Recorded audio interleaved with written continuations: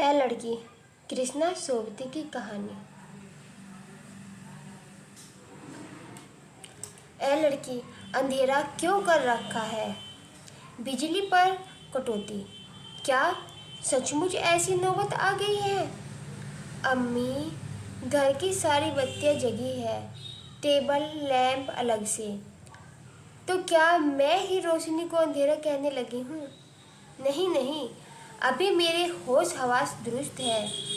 हाँ, तुम्हें अंधेरे में चांदी के सांप दिखते हो तो बात दूसरी है। चुप क्यों हो गई? जुबान हिलाने से कतराने लगी। और तो और इस सूसन की भी आंखें गूंगी हो गई। खटका किस बात का है तुम लोगों को? अम्मी, अपने को ढीला छोड़िए। बीमारी की तकलीफ क्या कम है? यह तो ठीक कह रही हो, पर इतना जान रख, मैं बीमारी को कम अंदर धंसने नहीं दिया।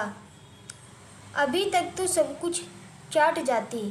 यह बताओ, तुम क्यों नीली चिड़िया बनी बैठी हो?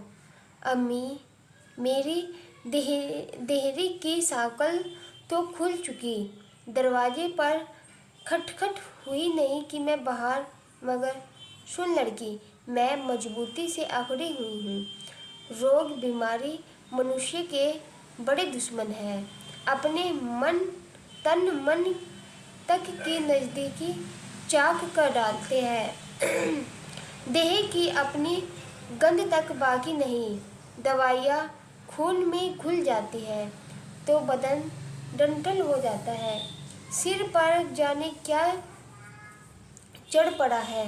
लड़की, इस कमरे में बीमारी का ही छिड़काव हो गया।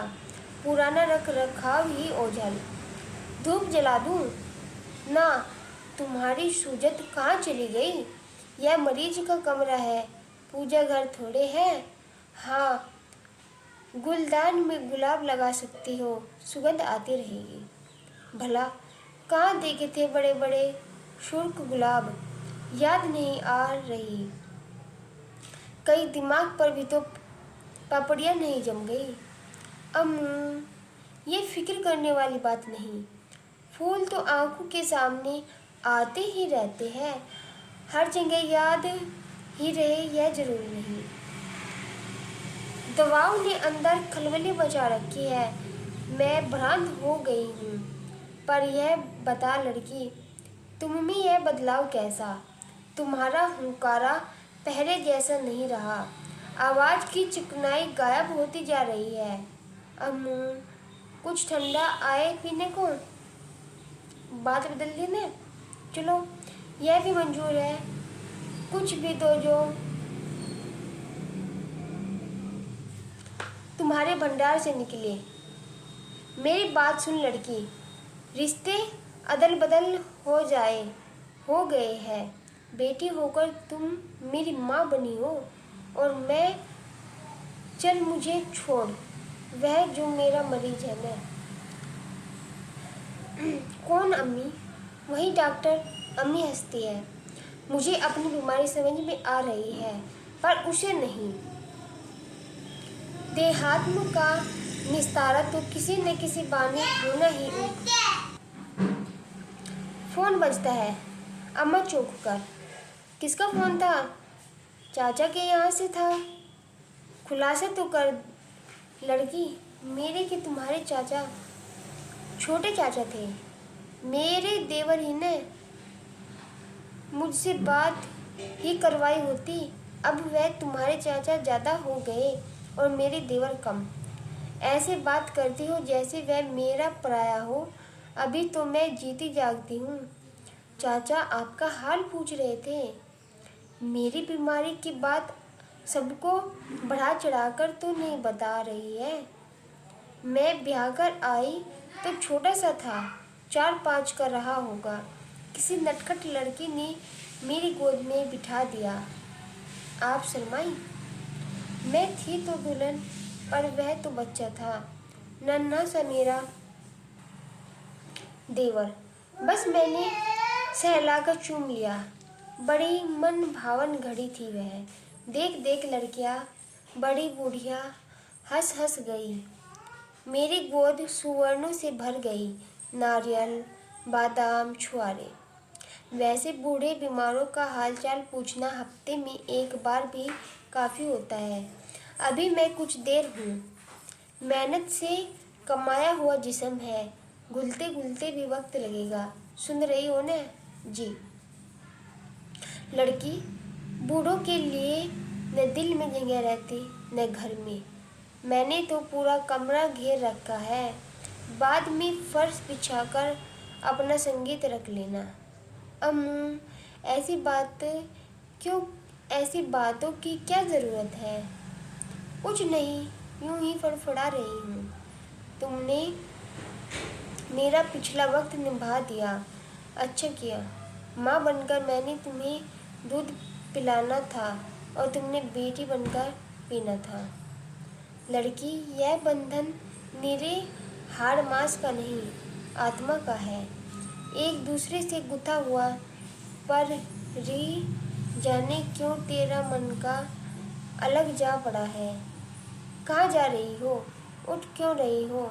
अभी यहीं बैठे रहो मेरे पास। अम्मू ऊब जाती है।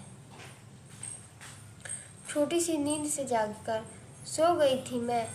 आंखों के आगे तुम्हारी नानी का मुख झिलमिलाता रहा। जाने कितने बरसों बाद माँ सपने में दिखी। वहीं उसका हरा मूंगिया जोड़ा और ओढ़नी में से झांकता उसका स्तन। अम्मू तनिक हंसती है।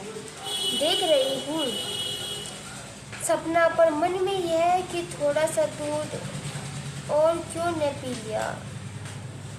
अभी छोटी ही थी मैं कि अगली बहन आन पहुंची। जब जब माँ को दूध पिलाते देखती तो मैं मगन सी हो जाती, टकटकी लगाए देखती रहती। एक दिन माँ ने पूछ ही लिया, क्यों रे, ऐसे क्या देखा करती हो?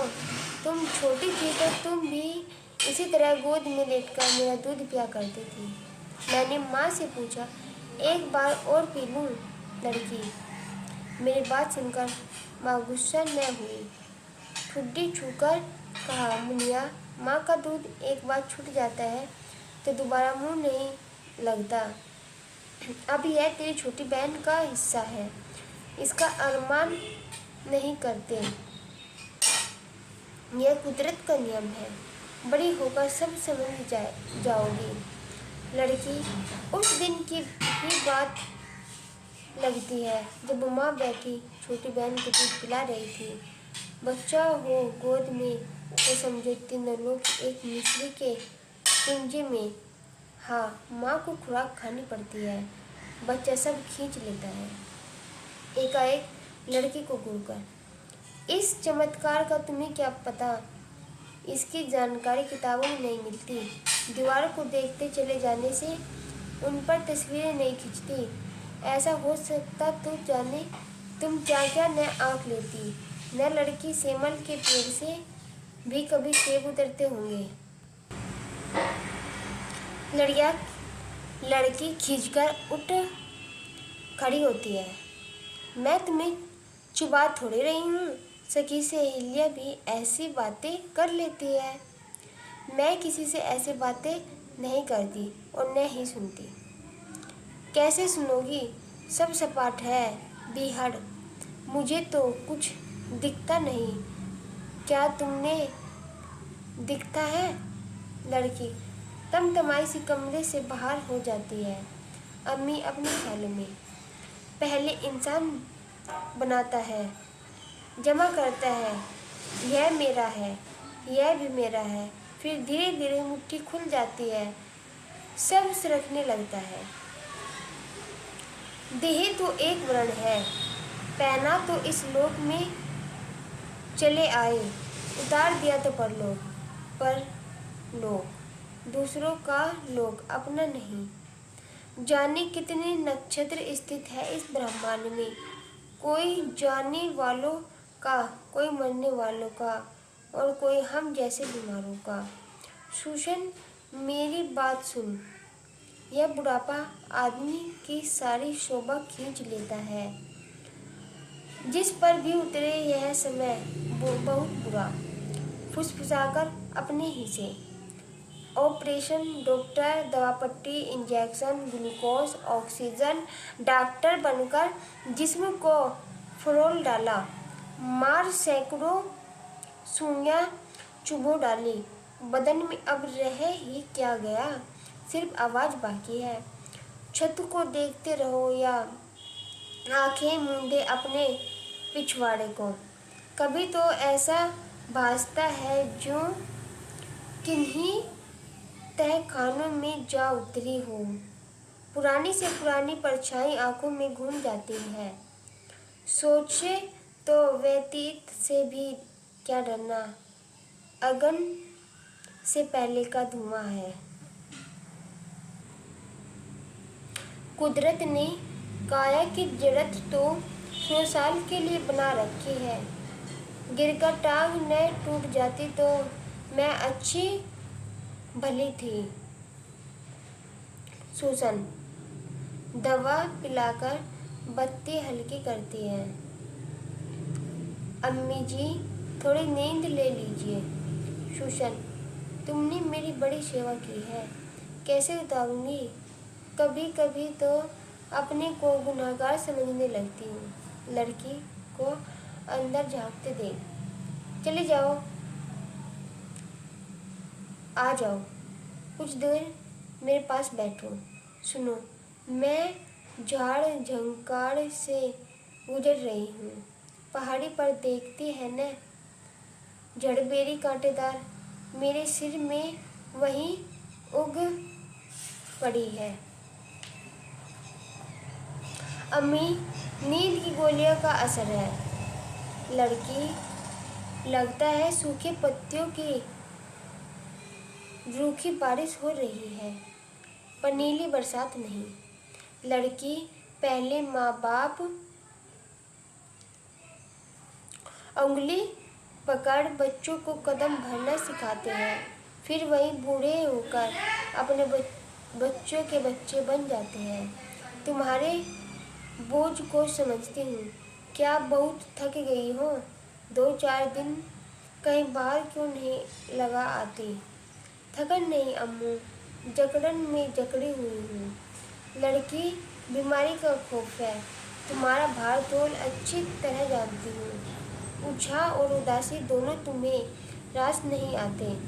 यह मनाओ कि अगला व्रत जल्दी आए और तुम्हारी माँ भी छुटकारा पाए। अम्मू, ये क्या सोच रही है आप? मन की शक्ति लगाइए और ठीक हो जाइए। आपकी इच्छा शक्ति को तो डॉक्टर भी सराहते हैं। कहती तो ठीक हो, बचपन में मैं अपनी हवा से ऊपर उठ जाती थी, बदन में मजबूती थी। अंदर अग्नि का कुंड होता है, शरीर उसी से सेक खींचता है। पर लड़की, मेरे दोनों डॉक्टर तो उसे ठंडा करने पर तुले हैं। थोड़ी देर उगकर, तुम लोगों ने तो मुझे बूढ़ी ही देखा है, उस लड़की को नहीं जो तुम्हारी माँ बनने को थी। जाने कितनी पुरानी बात हो चुकी, किसी दूसरे युग की घटना लगती है। दूसरा ही तो।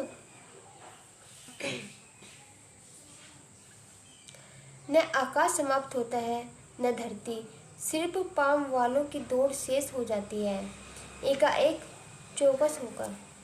लड़की, अनाप शनाप तो नहीं बोल रही, बोलने लगूं तो टोक दिया कर। लड़की कुर्सी से उठ खड़ी होती है। अभी न जाओ, कुछ देर बैठी रहो। उस कमरे में तुम्हारा क्या पड़ा है? और है कुछ? अगर है तो मुझे बता दो, मुझे जानना चाहिए, मैं जानना चाहती हूँ। नहीं, कुछ भी नहीं अम्मू, अपने आप। सिर, मस्तक, मुख, नेत्र, नाक, कान, कपोल, हाथ, पांव, कटी, रचने वाले ने भी क्या रच डाला।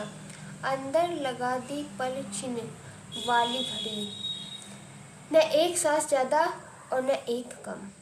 जो इस दुनिया में घर बनाकर बैठते हैं उन्हें आखिर तो सरकना ही पड़ता है। अम्मू कुछ और बात करें। विरक्त ही पड़ी हो, जो तुमसे बाहर हो रहा है भला उससे भी क्या उगना झुझलाना मरीज पड़ा है, पड़ा रहेगा। पर मंदी आ रही पता नहीं।